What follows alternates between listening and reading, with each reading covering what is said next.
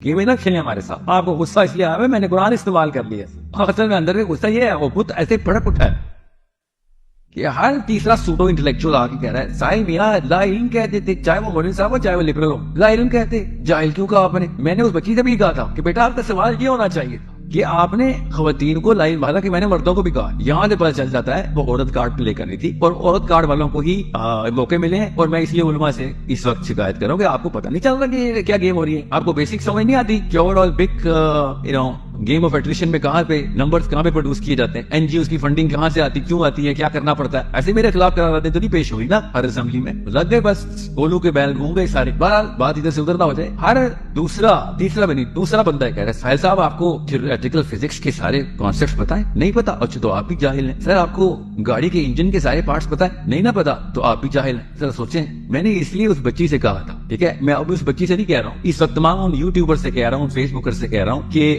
بے وقوف ہو. یہ والا سوال لا علم, یہاں پہ لا علم کا لفظ آتا ہے. مجھے گاڑی کے سارے انجن کے پارٹس نہیں پتا تو میں جاہل نہیں ہو جاتا, میں لا علم ہوتا ہوں. مجھے پتا ہے اس بات کا. اردو سیکھنی ہو پلیز میں کلاس شروع کر دوں گا, فکر نہیں کر. شاعر کا بیٹا ہوں, اردو کی اصطلاح بھی پتا ہے, محاورہ بھی پتا ہے. گیم نہ کھیلیں ہمارے ساتھ. آپ کو غصہ اس لیے آیا ہے میں نے قرآن استعمال کر لیا.